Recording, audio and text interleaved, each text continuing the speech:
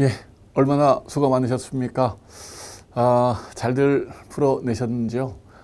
벌써 이렇게 이제 가채점 하셔서, 합격입니다. 이렇게 질문란에 이렇게 올리신 분도 있으시고 그러더라고요. 예, 고생들 하셨습니다. 뭐 아마 지금 정도는 다 점수도 이렇게 확인해보고 하시지 않았겠나 싶습니다. 어떤 분들은 이제 불안하기 때문에 좀 나중에 확인할래 이러면서 확인을 안 하시는 분도 있으실 텐데요. 언젠가는 이 강의를 보시지 않을까 싶습니다. 무튼 2020년 5월 16일 그 제8회 행정사 1차 행정법 문제는 좀 단순했다라는 생각이 듭니다. 선택지가 긴 선택지가 별로 없었죠. 거의 다 짤막짤막 했고요.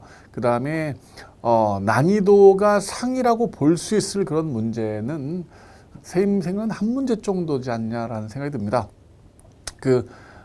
행정소송에서 간접강제에 관한 관할 문제, 그 문제 한 문제 정도가 어렵고요. 나머지 문제는 좀 뭐 착각을 한다라거나 문제를 순간에 좀 잘 못 읽어서 좀 어렵게 느껴졌다 이렇게 생각될지는 모르지만 좀 수월한 문제들이 대부분이었다 이런 생각이 듭니다. 단원에서 강론이 이제 순수하게 네 문제가 나왔고요. 그 다음에 강론과 총론을 엮어서 결국 이제 정답 선택지는 총론에 있었습니다. 총론에 있었어요. 이제 종합 문제 두 문제에서 강론은 뭐 결국 6문제지만 순수한 강론은 4문제가 나왔다 이렇게 생각이 되겠고요. 그 다음에 뭐 제일 중요한 것은 역시 행정구제에서 무려 이제 9문제나 출제가 됐습니다. 소송에서 출제 많이 됐고요. 심판도 출제가 됐고 행정 절차가 이제 2문제나 이렇게 출제가 되었습니다. 그래서 역시 이제 행정 구제는 무척 중요한 단어이다라는 생각을 안 할 수가 없습니다. 행정행위편 역시 중요한 단어인데 행정에서 3문항이 출제가 됐죠. 그러면 보편적인 문제들 이렇게 볼 수가 있을 것 같습니다. 문제 유형이 이제 기본 이론 문제냐, 아니면 법조문 자체를 법령 자체를 묻는 문제냐, 아니면 이제 판례냐 이렇게 3가지 유형으로 나눠볼 수가 있는데 그냥 법을 묻는 문제는 4문항 정도였고요. 그다음에 기본 이론, 기본적인 문제를 묻는 것이 3문항이었고요. 나머지는 다 판례에 의함에서 판례 문제를 물었다. 그래서 역시 최근 우리 행정법 문제 출제 경향은 어느 문제를 막론하고 판례 중심으로 가고 있다. 공무원 문제든 무슨 우리 자격증 시험 문제건 변호사 시험 문제건 할 것 없습니다. 다 판례 중심으로 나가고 있습니다. 그래서 판례가 무척 중요하다 이런 생각이 드는데요. 근데 이제 뭐 새로운 판례, 최신 판례라고 할 수 있는 것, 이게 가장 우리가 두렵거든요. 그래서 제가 이제 우리 학원 측에 말씀드려서 그 시험 전에 우리 최신 판례 그 2강 정도는 찍어야 됩니다라고 해서 또 이제 말씀드린 2강 찍었습니다. 근데 최신 판례에 해당되는 문제는 딱 한 문제, 선택지 하나가 있었습니다. 불복고지에 하자가 있더라도 처분 자체가 문제가 되지 않는다. 이제 이런 판례 하나가 출제가 됐고요. 나머지는 뭐 최신 판례 혹은 뭐 듣보잡 판례라고 볼 수 있는 그런 문제들은 없었다. 이렇게 생각이 됩니다. 뭐 결국 뭐 제 생각인데 공부에 좀 시간이 좀 넉넉하셨던 분들이라면은 저도 기본 이론 이제 2회독, 3회독 정도는 하셨을 것이고 단원별 몸풀 과정 하셨을 거예요. 그 정도만 가지고도 이제 충분히 합격하실 수 있는 행정법은 문제가 되시지 않는 그런 정도의 문제였다 이런 생각이 듭니다. 물론 이제 시험 막 다 앞두고 이렇게 이제 공부를 시작하신 분들이 있으셨잖아요. 저한테 이렇게 질문 란에 이렇게 올리시기도 하고 그랬는데 이제 그분들은 시간들이 촉박하다 보니까 기본 이론을 얼마나 이렇게 좀 충실히 받으셨는지 모르겠습니다만 그러니까요, 여유를 갖고 좀 공부를 하셨으면은 뭐 무난한 그런 문제였다 이런 생각이 듭니다. 그래서 가채점 결과 합격이다 이렇게 되신 분들은 얼른 이제 2차 쪽으로 들어가셔야 합니다. 오늘도 이제 질문하신 분이 가채점 해보니까 합격인데 2차를 공부하기 전에 이제 1차 기본적인 이론을 다시 한번 훑어보는 것이 좋지 않겠습니까? 어떻게 생각하십니까? 이렇게 정중하게 또 질문을 해주셨던데요. 네, 감사합니다. 제 생각에는 그냥 바로 2차로 들어가셔도 된다라고 생각됩니다. 일단 뭐 제 과목만 말씀을 드린다면은 행정절차론이거든요. 행정절차론은 행정절차법, 정보공개법, 개인정보보호법, 행정규제기본법, 행정조사기본법, 질서위반의 규제법. 여기서 행정규제법 빼놓고는 다 1차 과목과 중복이 되고요. 그다음에 중복이 안 되는 게 세 가지가 있어요. 행정규제기본법하고 주민등록법, 가족관계등록법 세 가지 법이 있는데 그중에 이제 행정규제기본법은 법이 작아요. 공부하는데 큰 부담이 없고 주민등록법하고 가족관계등록에 관한 법률은 이제 좀 양이 많은데 다행스러운 것이 이제 거의 출제가 좀 안 되는 그런 부분입니다. 그래서 1차 때 공부하셨던 것들을 토대로 2차를 충분히 하실 수가 있고요. 2차로 들어가면은 행정절차로 같은 경우는 다시 행정절차법 처음부터 강의를 시작하니까요. 1차 때 거 강의 털어버리시고요. 이제 2차 강의를 받으시는 게 좋겠다. 이런 생각이 듭니다. 자, 아무튼 기출문제 한번 이렇게 훑어봐야겠죠. 어떤 문제가 출제가 됐었는지 한번 보도록 하겠습니다. 그래요. 지금 이제 이 시험을 치르고 이 문제를 다시 검토하시는 분도 있으시겠지만 지금 다음에 시험을 보실 분들 이분들이 지금 이제 앞으로 지금 찍고 있는 미래에 이걸 보시겠죠. 야, 뭐 작년도에는 어떻게 문제가 출제가 됐냐? 기출 문제 한번 보자. 문제 이렇게 보실 수 있겠네요. 예, 우리 행정법 기출 문제는 뭐 이런 정도 수준입니다. 그래서 1차는 크게 염려하시지 않아도 큰 문제가 없으시니까요. 기본 이론 충실히 받으시고 단원별 문제는 하셔야 돼요. 단원별 문제 발음이 안 되네. 단원별 문제 이게 따라오시면은 뭐 1차는 큰 문제가 없습니다. 2차가 이제 좀 부담이 되죠. 뭐 서술형이다 보니까 1차는 큰 문제 없습니다. 자, 간단히 한번 훑어보도록 하겠습니다. 26번부터라고 되어 있죠. 예. 26번 행정지도에 관한 설명으로 틀린 거라고 되어 있습니다. 행정지도는 상대방의 협력을 전제로까지 좋습니다. 그런데 법적 효과를 발생 목적으로 하는 행정청 의사표시이다라고 되어 있는데요. 예, 행정지도는 비권력적 사실행위죠. 뭐 사실행위니 법적 행위니 이런 것들은 그 민법에서도 나오는 용어이기 때문에 아마 중복되는 용어라서 공부를 많이 하셨을 겁니다. 사실 행위는 권리나 의무의 변동을 일으키지 않습니다. 따라서 법적 효과를 발생시키지 않기 때문에 1번 선지가 틀린 정답이 되겠습니다. 뭐 아주 기본적인 문제죠. 비권력적 사실행위, 행정지도의 법적 성질을 물었어요. 2번은 행정지도는 행정기관에 의견 제출할 수 있다. 국민이 지도 방식과 내용에 대해서. 그 다음에 3번은 행정지도에 따르지 아니했다는 이유로 불이익 조치를 절대 취할 수 없다. 그 다음에 4번은 행정지도 실명제. 5번에 행정지도도 국가배상법상 제2조 직무 속에 들어간다. 이렇게 되어 있습니다. 그래서 아주 그냥 정말 기본적인 내용을 물었 같아요. 예. 자, 27번입니다. 법규명령 틀린 거라고 되어 있습니다. 예, 1번에 법률이 자치법적 사항을 공법적 단체 정관에 위임할 때는 포괄 위임 금지 원칙이 적용되지 않습니다. 그렇습니다. 원래 포괄 위임하면 안 되죠. 법률에서 명령이나 조례 규칙 등에 위임할 때 포괄 위임하면 안 되고 구체적 범위를 정해서 위임을 해줘야 됩니다. 그러나 자치법적 사항에 대해서는 포괄 위임을 할 수가 있고요. 두 번째, 행정입법 부작위는 부작위 위법 확인 소송 대상이 될 수 없습니다. 부작위 위법 확인 소송은요, 무슨 소송이에요? 항고소송이란 말이에요. 항고소송은 대상이 여러분들 행정처분이 대상이지 입법은 항고소송 대상이 될 수가 없습니다. 입법은. 그렇기 때문에 행정입법 부작위는 부작위법 확인소송 대상이 된다. 2번이 틀렸습니다. 3번에 행정입법이 대법원에 의해 위법하다는 관점이 있더라도 일반적으로 그 효력이 상실되는 건 아니다. 그렇습니다. 행정입법, 즉 법규명령이 위헌 위법이다라고 대법원에서 판단이 된다 하더라도 일단 당해 사건에 한해서만 적용이 배제되도록 되어 있어요. 이를 뭐라 부릅니까? 구체적 규범 통제다 이렇게 부릅니다. 4번의 집행명령은 상위법 근거 없이 상위법을 집행하게 한 절차나 형식만 만드는 거고요. 5번에 제재적 처분 기준이 어디 있습니까? 불형에 되어 있다라면은 이건 행정규칙밖에 되질 않습니다. 법규가 아니기 때문에 국민을 구속하는 법적 구속력은 없다. 이게 맞는 말이죠. 근데 물론 예외가 있기 때문에 5번은 좀 조심해야 됩니다. 어떤 예외가 있습니까? 시외버스, 그죠? 그 다음에 토지보상이 있죠? 이 두 가지는 우리가 어떻게 줬습니까? 법규 이렇게 줬잖아요. 시외버스, 토지보상, 법규, 그 두 가지 빼고는 다 행정규칙밖에 되질 않기 때문에 국민에 대한 법적 구속력은 없다. 좋습니다. 자, 28번입니다. 아우, 너무 쉽게 나온 거죠. 대집행에 복잡한 어떤 판례들을 묻는 것도 아니고 단순히 대집행의 요건만 물었습니다.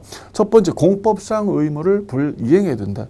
2번은 의무를 타인이 대신하여 할 수 있을 것이라고 되어 있어요. 대체적 자기 의무. 누군가 대신할 수 있는 것. 그래 행정청이 대집행을 하죠. 대체적 자기 의무. 3번에 의무를 명하는 처분에 불가증력이 발생할 필요가 없습니다. 불가증력이 발생하지 않더라도 즉 여기서 철거하라 이랬죠. 철거하라 이랬습니다. 여기에서 이제 불가쟁력이 발생하여 이때까지는 철거하라에 대해서 심판 또는 소송을 청구할 수가 있어요. 하지만 이때 대집행 요건이 충족된다면 이때도 대집행을 할 수가 있습니다. 그래서 3번 선지 틀렸고요. 4번은 다른 수단으로 의무 이행 확보가 어려울 것. 이를 뭐라 불러요? 보충성이다. 5번에 의무 불이행을 방치하는 것이 심히 공익을 해칠 것. 이걸 비례성, 얻어질 공익이 커야 한다. 지금 이렇게 말하고 있는 거죠. 그래서 정답은요. 정답은 3번 선지 정답이 되겠습니다. 자, 29번입니다. 질서 위반의 규제법 틀린 거라고 되어 있습니다. 질서 위반의 규제법은 시효가 5년이죠. 제척 기간도 5년, 시효도 5년이 되겠습니다. 그래요. 질서 위반 행위가 있고 난 날부터 5년 안에 부과를 해야 됩니다. 이 부과권은 제척 기간이라 부르고요. 부과된 과태료는 5년 안에 징수를 해야 됩니다. 이걸 시효다 이렇게 부릅니다. 이번에 질서 위반 행위 성립과 과태료 처분은 처분시법이 아니라 행위시법을 원칙으로 합니다. 자, 우리 제재적 처분은 행위시법이죠. 네가 그 행위를 했을 때 당시 법에 위반이 됐느냐, 위반되지 않았느냐 이걸 따지는 겁니다. 그래서 행위시법이고요.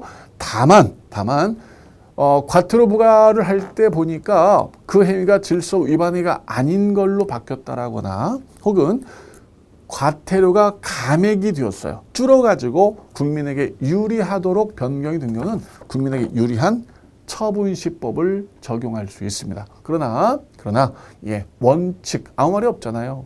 아무 말이 없으면 원칙대로 풀어야 되기 때문에 행위시법이다 이렇게 말을 해야 됩니다.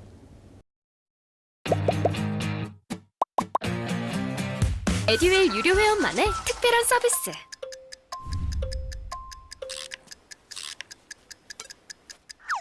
하치하차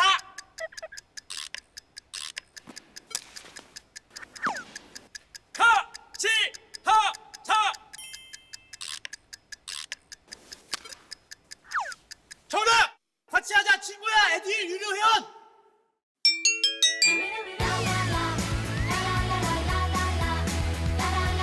친구 소개하고 현금 받는 혜택. 오직 에듀윌 유료 회원에게만. 에듀윌. 3번 고의과실은 정말 중요하죠. 맨날 나와요. 고의과실 없으면 과태료 부과하지 않습니다. 4번에 둘 이상이 질서 위반 행위에 가담합니다. 각자가 질서 위반 행위 한 걸로 본다. 오케이고요. 5번에 행정처의 과태료 부과에 대해 당사자가 이의제가 있는 경우 행정청 과태료 부과 효력은 상실한다. 그렇습니다. 우리 과태료는 국민이 소송을 청구할 수가 없고요. 이의제기만 할 수가 있어요. 근데 이의제기 하게 되면은 과태료 효력은 없어지도록 되어 있습니다. 정답은 2번 선지. 역시 너무 쉽게 나왔습니다. 30번 문제입니다.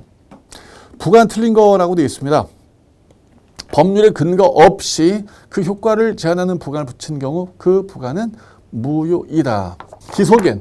기소겐 부관을 붙일 수가 없습니다. 기소겐 부관을 붙일 수 있는 경우가 법의 근거가 있다라거나 혹은 법령 해석상 가능한 경우 이 두 가지 경우 이외에는 기소계 부관 붙으면 무효가 되는 거죠. 이번에 사정 변경 때문에 당초 부담을 부과한 목적을 달성할 수 없게 된 경우, 그 목적 달성 필요 범위 내에서 부담의 사후 변경이 허용된다. 예, 우리 사후 부과이 가능한 경우, 법의 근거가 있다, 상대방이 동의한다, 처분 당시 미리 유보했다, 부담 원칙으로 되죠. 그러다 사정 변경 때문에 행정 목적 달성이 곤란할 경우는 필요 범위 내에서 가능할 수 있다. 이래야겠습니다. 예, 맞고요. 3번 법률이 예정하는 행정행위 효과를 일부 배제하는 부관도 인정된다. 이걸 법률 효과 일부 배제 이렇게 부르죠. 법률 효과 일부 배제. 어떤 판례가 있습니까? 예, 법률 효과 일부 배제에 공유수면 매립면허, 일부 국가에 귀속시켜라. 뭐 이런 판례가 있죠. 혹은 도로 점용허가, 야간만 이런 것들 다 법률 효과 일부 배제죠. 4번에 타 부관과 달리 부담은 독립 행정소송 대상이 될 수 있다. 오직 부담만 됩니다. 부담만. 5번에 부담 내용을 미리 협약 형식으로 정한 다음 처분하면서 이를 부담으로 부과하는 것은 허용되지 않는다라고 되어 있는데요. 부과는 행정청이 일방적으로 내용을 결정할 수도 있어요. 근데 행정청과 상대방 사이에 협약의 형식으로 부관의 내용을 결정할 수도 있습니다. 어떤 판례가 있느냐면 송유관 매설허가 단 이전 시 비용을 네가 부담하라. 이 부관이었죠. 이 부관은 행정청이 일방적으로 정했던 부관이 아니라 상대방과 행정청이 협약을 통해 협약 형식으로 부관을 붙였던 내용입니다. 허용이 된다는 거죠. 정답은 5번이 틀린 정답이 되겠습니다. 31번입니다. 직권 취소 틀린 거라고 되어 있습니다. 1. 직권 취소는 별도의 법적 근거 없이 가능하다. 늘 강조드렸습니다. 취소 처리는 법의 근거 없이 가능하다. 단 신비한 제한이 있다. 신뢰보와 비례 원칙 때문에 함부로는 안 된다. 그러나 법의 근거 없이는 가능하다. 이번에 직권 취소는 당해 처분 소송 중에도 할 수 있어요. 소송 진행 중에도 미안해, 내 이 처분을 직권으로 취소할게. 3번 수익적 처분의 직권 취소에 직권 취소는 인정되지 않는다. 이렇게 되어 있는데요. 우리가 취소 뭐라고 했어요? 취소. 여기가 철회가 될 수도 있고 여기가 철회가 될 수도 있습니다. 취소의 취소는 원처분을 살려내는 겁니다. 원처분을 취소했다가 그 취소를 취소했기 때문에 취소에 의해서 없어졌던 원처분이 살아나게 되는 거죠. 자, 이에 대해서 우리 판례는 수익적 처분의 취소의 취소는 다시 국민에게 수익적 효과를 가져오기 때문에 허용될 수 있는데 부담적 침익적 처분의 취소의 취소는 다시 부담적 침익적 효과를 가져오기 때문에 허용될 수 없다. 이랬습니다. 그래서 우리 이제 수익적 처분의 예가 뭐가 있었어요? 학교, 임원 선임 취소를 취소할 수 있느냐? 학교 임원 선임 승인은 수익적이기 때문에 취소의 취소를 허용할 수 있다. 이랬었던 거죠. 그래서 3번이 틀렸어요. 4번의 수익적 처분의 직권 취소는 신비한 제한이 있다라고 했죠. 신뢰보호 비례 원칙 때문에 함부로 안 됩니다. 5번의 수익적 행정행위의 직권 취소는 소급표가 제한될 수도 있다. 원래 취소는 소급표가 원칙이죠. 원칙입니다. 그런데 수익적 처분을 취소하게 된다면 종래에 줬던 것들을 토해내라. 지금 이런 말이거든요. 따라서 상대방의 귀책 사유가 있을 때는 없을 때는 장래효일 수도 있다. 이렇게 말씀드렸죠. 그래서 정답은 3번 선제가 되겠습니다. 문장이 정말 간단들 해가지고요. 잘 읽히고요. 다른 문제들은 그렇지 않거든요. 예를 들어서 공모 문제 같은 경우는 선택지 하나가 서너 줄 됩니다. 우리 친구들이 아예 읽기를 꺼려합니다. 너무 읽기 싫다. 근데 우리 지금 이 문제들 짤막짤막하고요. 잘 읽히는 것 같습니다. 자, 32번입니다. 행정행위 하자 승계론 전제 요건이 됐습니다. 하자 승계 뭐예요? 선처분의 하자를 이유로 후처분 쟁송 갈 수 있느냐의 문제입니다. 선처분의 하자가 있습니다. 근데 이 하자를 가지고 이거 취소해달라 소송 가는 거죠. 자, 이게 되느냐의 문제인데 전제는 이것도 처분이어야 되고 이것도 처분이어야 합니다. 자, 1번 선지죠. 두 번째, 여기가 무효가 아니어야 돼요. 무효면 무조건 하자가 승계가 되기 때문에 하자 승계를 논의할 필요가 없습니다. 무조건 승계되기 때문에 논의할 필요가 없다고 했죠. 예. 그래요. 하자 승계의 논의란 언제는 승계를 인정하고 언제는 승계를 인정하지 않을 건가라는 기준을 마련해 보자 라는 이야기. 언제는 승계를 인정하고 언제는 승계를 인정하지 않을까에 대한 이야기, 기준을 만들어 보자는 이야기인데 무조건 승계가 되는데 뭔 기준이 있어요. 무조건 승계가 되는데 기준이 필요 없는 거죠. 그래서 하자 승계를 논의하지 않습니다. 그다음에 여기에 불가쟁력이 발생해서 이거 소송할 수 없어야 되고요. 그다음에 이 처분은 하자가 있고 이 자체는 하자가 없어야 됩니다. 근데 지금 5번 선지는 뭐래요? 후처분이 선처분을 내용적으로 구속한다. 그렇지 않습니다. 전혀 그런 상관관계 없고요. 선처분을 토대로 한 후처분이면 되는 거죠. 후처분이 선처분에 대한 내용은 하자 승계가 아닙니다. 늘 선처분의 문제를 후처분에서 다투는 거지. 후처분 때문에 선처분 이런 것들은 논의 대상 자체가 되질 않아요.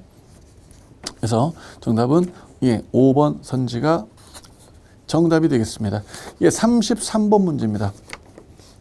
비교적 그래도 뭐 조금 문제가 좀 길게 나와서 언뜻 어려운 것처럼 보여지지만 바로 이제 사인의 공법 행위 중 신고에 관한 부분입니다. 지위승계 신고, 특히 이제 이 지위승계 신고 같은 경우는 2차 행정 절차론과 또 연결이 되어져요. 2차 행정 절차론과 연결이 돼서 아주 중요한 부분이다라고 신고 부분에서 강조를 드렸던 기억이 납니다.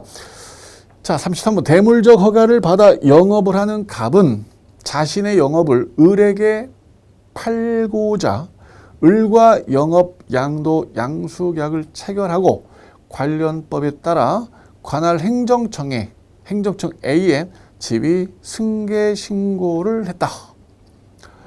이에 관한 설명으로 옳은 것을 모두 골라라 라고 되어 있습니다. 자, 기억권입니다.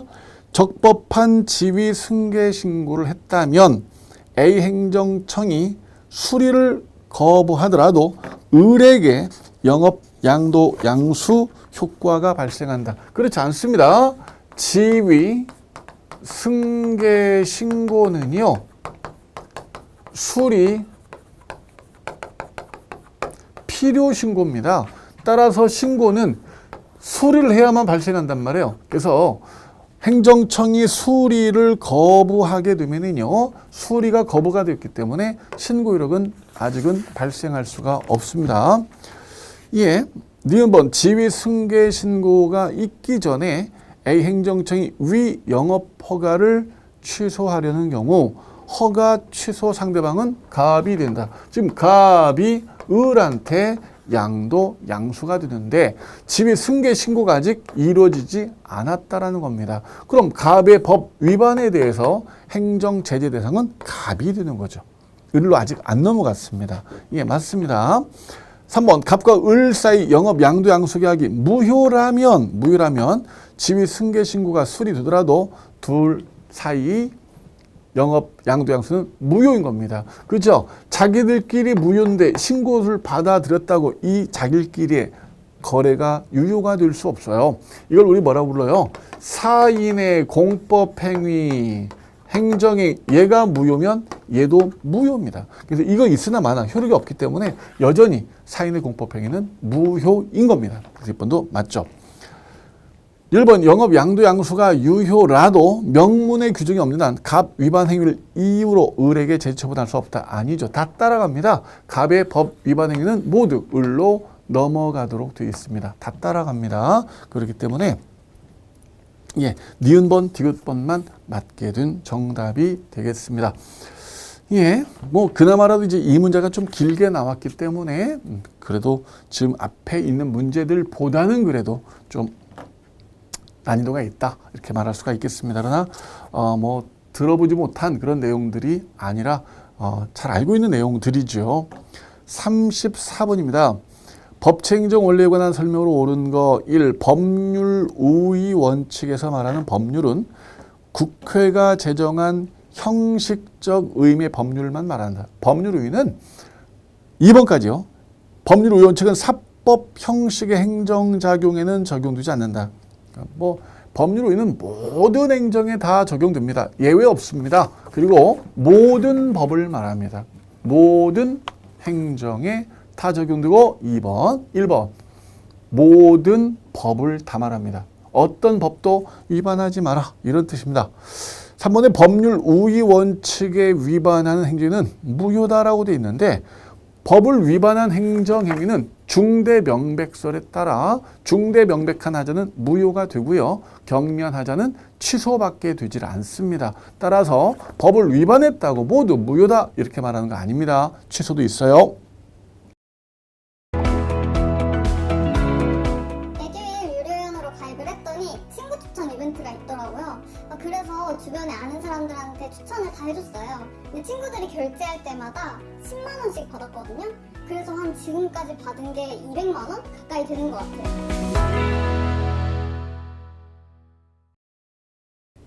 4번 법률 유보 원칙에서 말하는 법률에는 법률 위임에 따라 제정된 법규 명령도 포함된다. 법률 위임에 따라 제정된 법규 명령도 오늘날에는 포함이 되고 있습니다. 예, 그렇습니다. 그러니까 법률 유보는 법률의 근거가 있어야 된다는 얘기죠.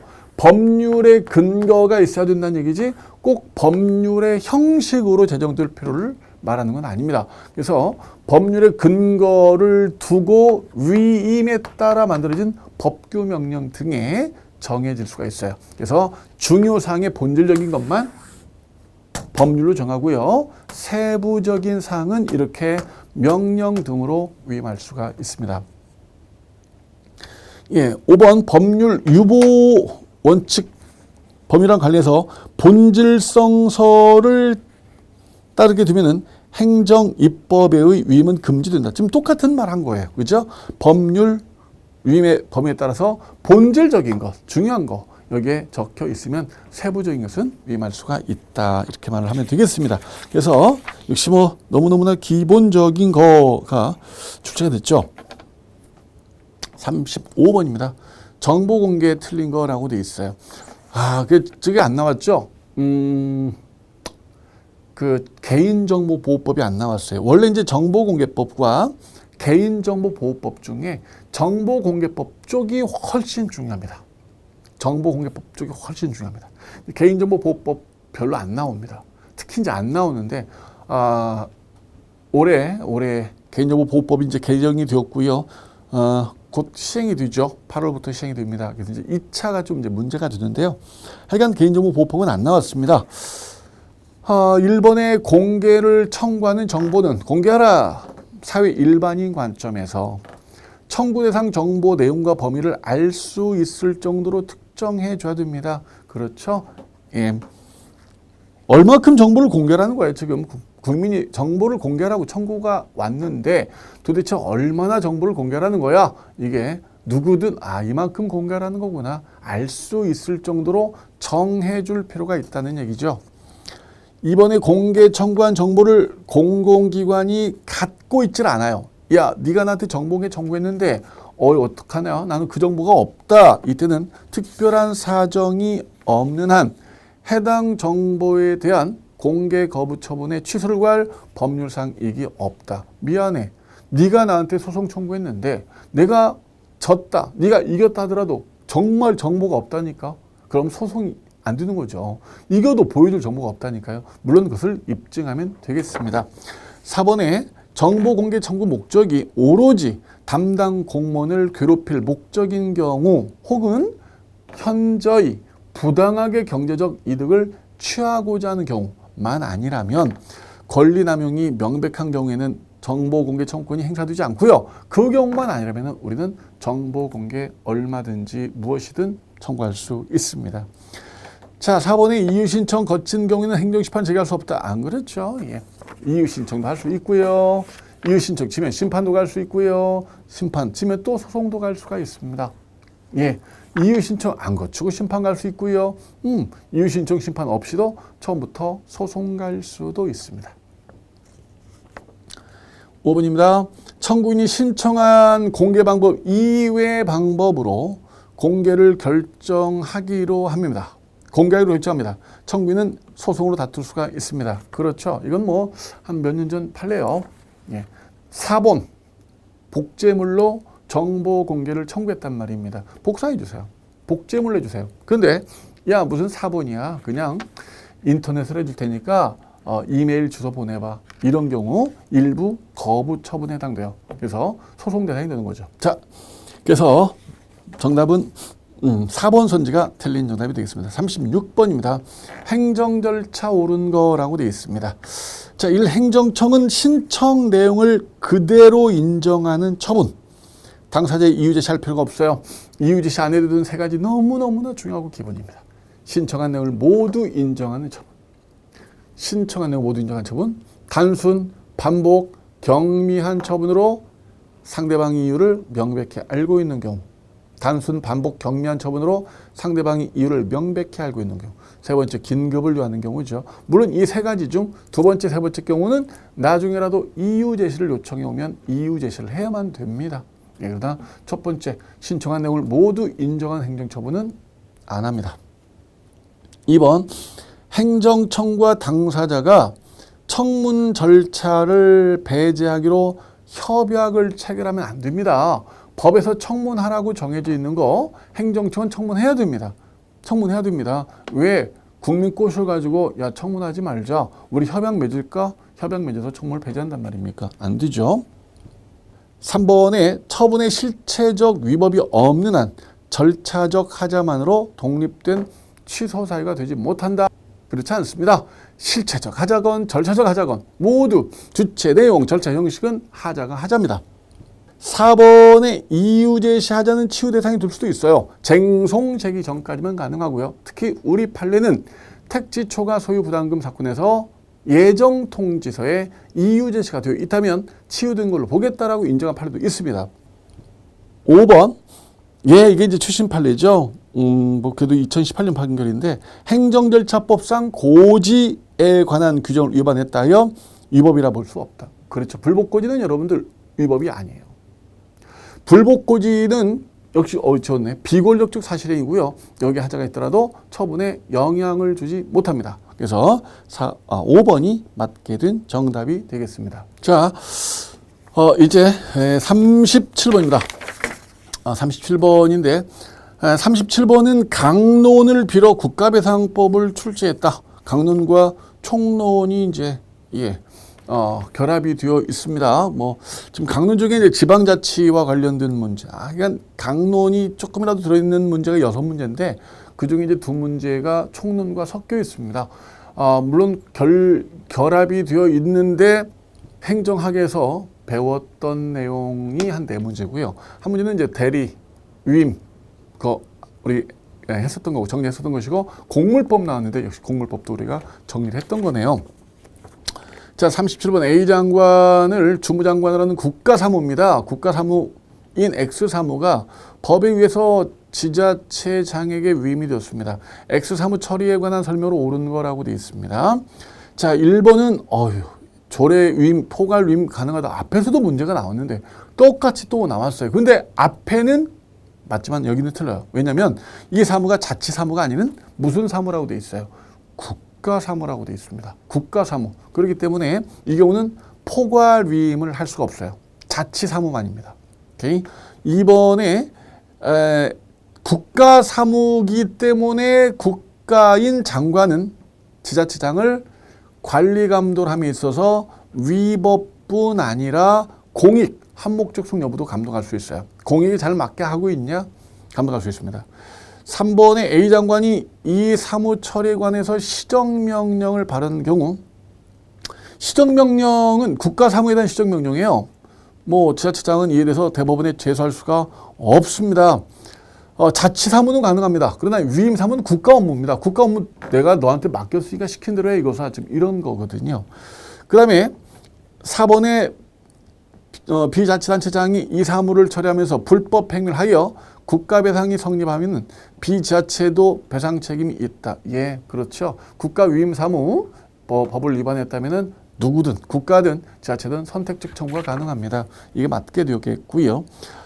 그 다음에 이제 5번에 A 장관이 X 사무 해태를 이유로 직무 이행 명령. 자, 아까는 시정 명령입니다. 너 이거 했던 거 빨리 바꿔. 그렇게 하면 안 돼. 지금 이거고요.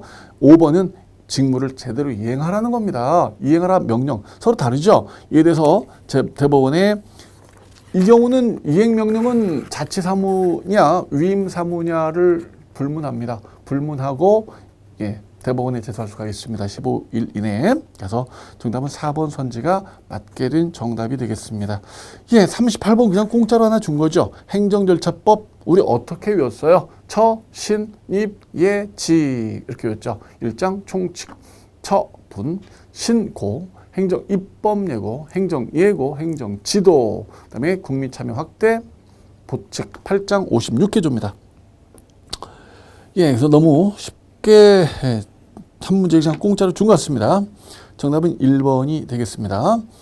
예, 39번입니다. 지방자치 틀린 거라고 되어 있습니다. 제주도와 세종특별자치시는요, 광역자치단체입니다. 보통 일반 지방자치단체 내에 광역자치단체죠. 특별지방자치단체는 뭐 자치단체 조합이 있죠.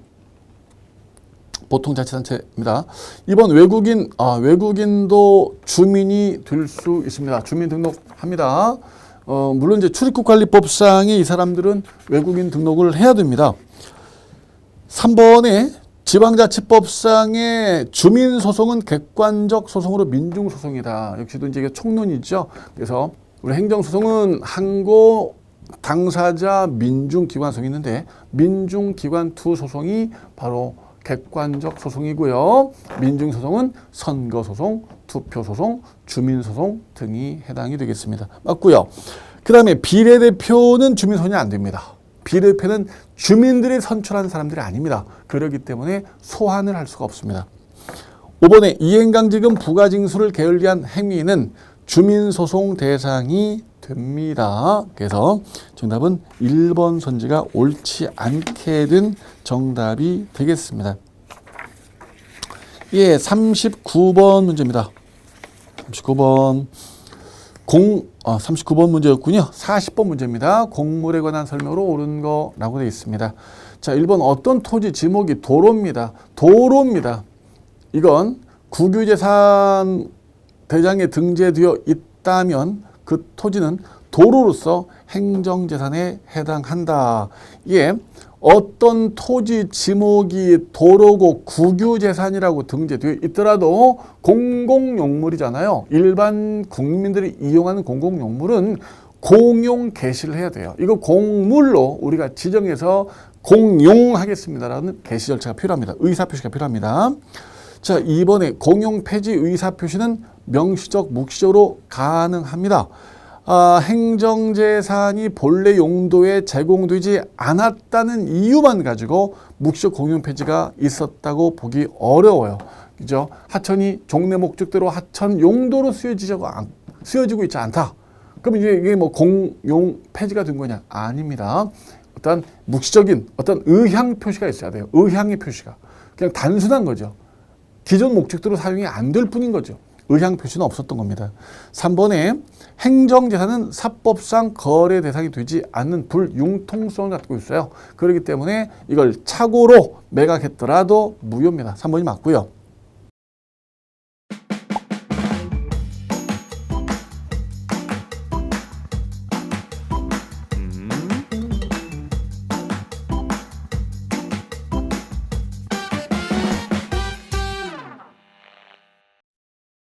사 4번은 이제 우리가 손실보상 시간에 하는 거죠. 공공용물의 일반 사용은 반사적 이익이에요. 우리가 광장을 이용합니다.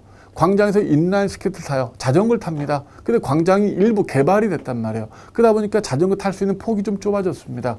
우리 이거 손실보상 됩니까? 안 됩니다. 특별한 희생이 될 수가 없고요. 5번에 특허에 의한 곡물 사용권은 곡물에 대해 사용 청구할 수 있는 채권인 거지 지배할 수 있는 대세권은 아닙니다. 그래서 5번 틀렸고요. 옳게 된 정답은 3번이 되겠습니다. 41번입니다. 자, 행정심판 옳은 거라고 되어 있습니다. 1번의 행정심판 재결은 불가 변력이 발생합니다. 행정심판 재결은 준법률행위적 행정행위인 확인에 해당입니다. 준사법적 작용이에요. 준사법적 작용입니다. 그래서 불가 변력도 있고 불가 쟁력도 있고 공정력도 있고 그렇습니다. 이번에 취소 심판에는 처분 사유 추가 변경이 허용이 됩니다. 소송과 똑같이 됩니다. 소송과 똑같이 되는데 다만 사실관계 동일성 범위 내에서만 되는 거죠. 3번의 행정심판법은 무효등 확인심판에서는 사정재결할 수 없다. 맞고요. 사정재결 안 되죠. 취소심판, 의무이행심판만 됩니다. 4번의 청구인은 행정심판 청구서를 피청구인인 행정청 혹은 행정심판위원회 다 청구할 수 있습니다. 5번의 행정심판법상 처분의 부존재 확인심판 허용이 되죠.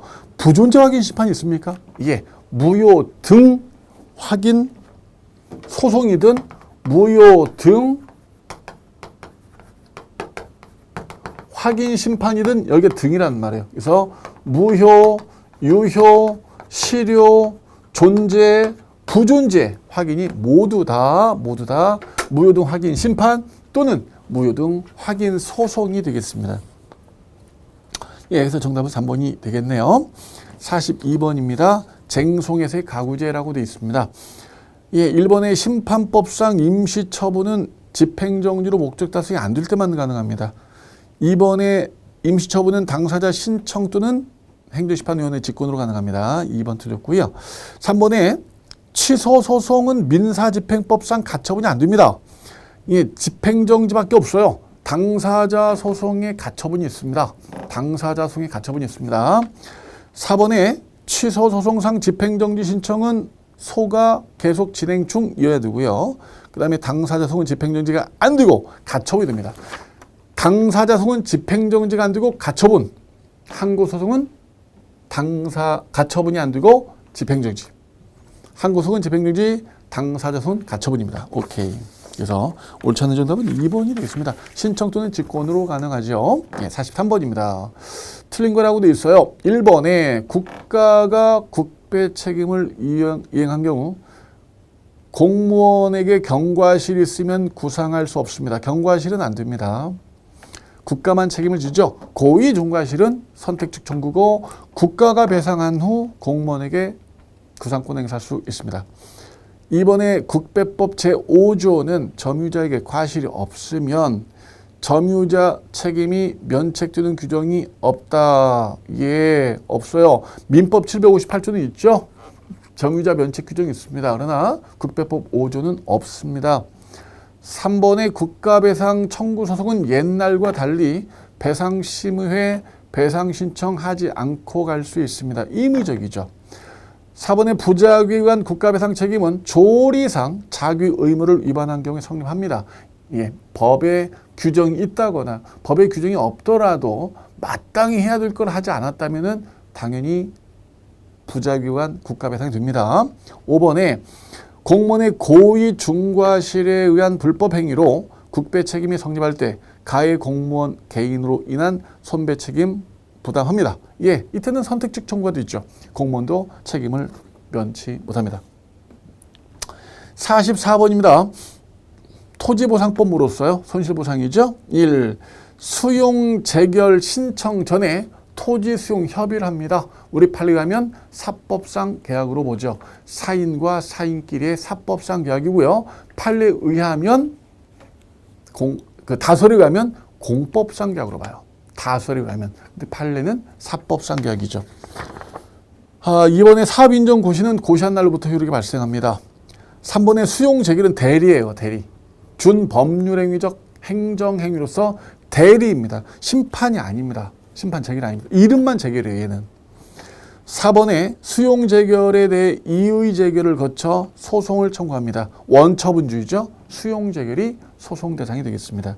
5번에 보상금의 불복, 사업시행자가 제기하는 보상금 증감 청구 소송은 무슨 소송? 형식적 당사자 소송입니다. 형식적 당사자 소송. 예, 그래서 피고를 아바라고 했죠. A가 원고면 B가 피고, B가 원고면 A가 피고다라고 했습니다. 예, 정답으로 해서 1번만이 옳게 되겠습니다. 45번입니다. 피고 틀린 거라고 돼 있어요. 1. 처분을 가비했는데 권한이 을로 바뀌게 되면은 승계한 을행정청이 피고가 됩니다. 이번에 공정거래위원회 처분은 공정거래위원회가 피고입니다. 장이 피고인 게 하나가 있었죠.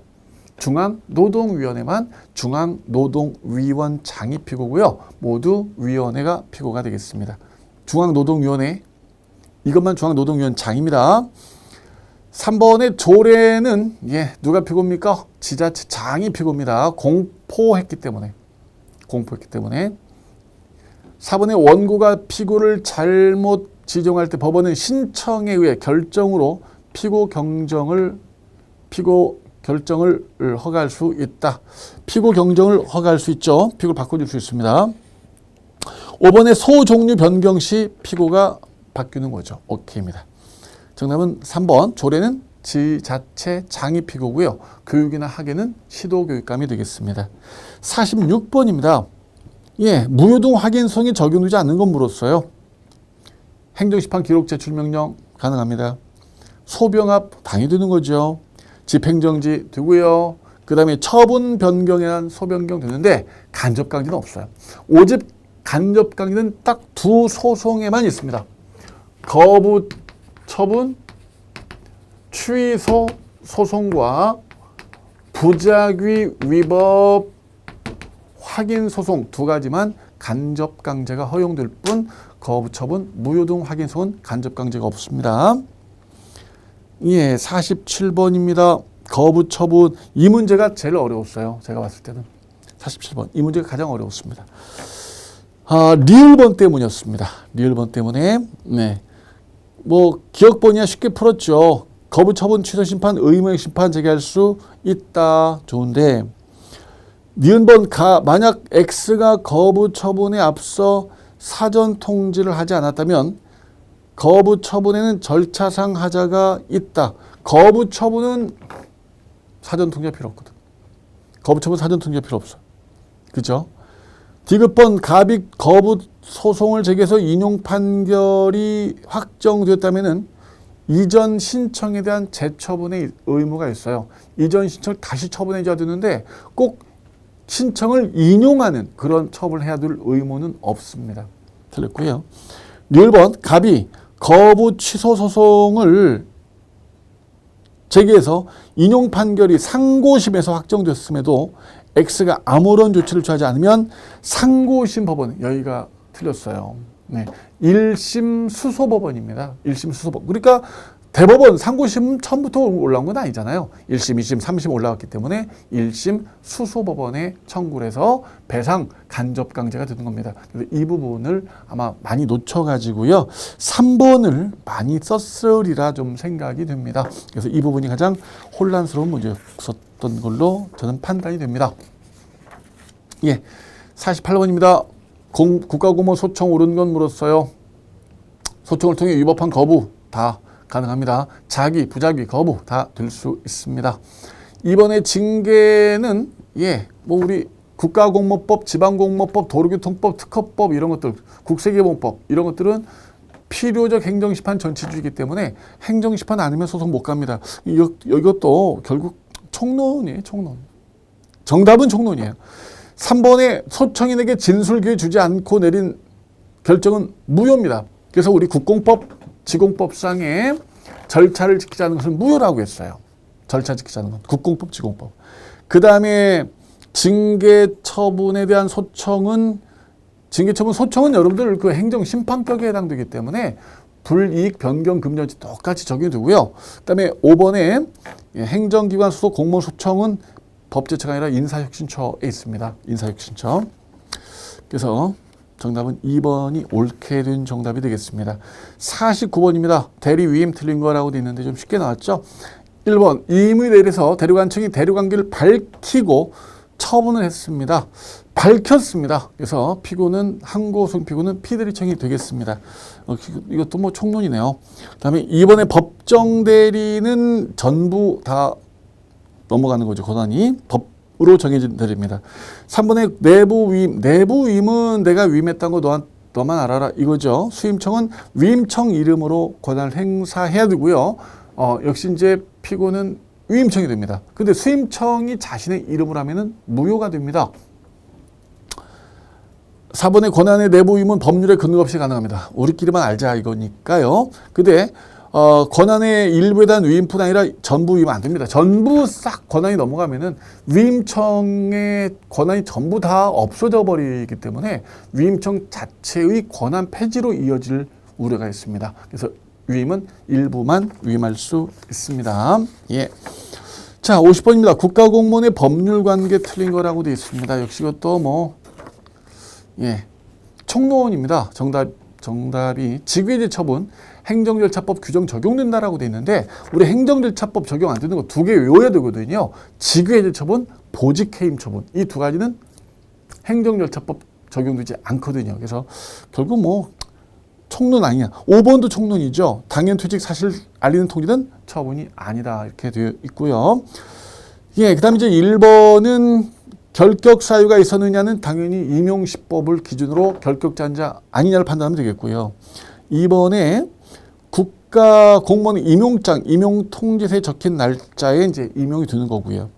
3번은 결격자 임용은 무조건 무효입니다. 결격자 임용은 무조건 무효입니다. 그래서 정답은 4번 선지가 되겠습니다. 제가 앞에서도 말씀을 드렸지만, 이 정도 문제면, 우리 이제 2차 시험으로 넘어가기 위해서 일단 기초적 소양을 갖추고 있는지를 평가하는 시험이죠. 그런 시험에 충실하게 기본적인 내용들을 물었다라고 생각됩니다. 물론 이제 시험이기 때문에 변별력을 확보하기 위해서 아까 우리 좀 어려운 문제 한두 문제 있었거든요. 이런 문제 빼고는 거의 다 좀 용이했지 않냐. 그래서 합격에는 큰 문제가 없었을 거란 생각이 듭니다. 예, 무튼 고생들 많이 하셨고요. 또 지금 이 강의를 듣고 다음 강의를 다음 시험을 대비하고 계신 분들은 기본 이론 충실 받아야겠구나.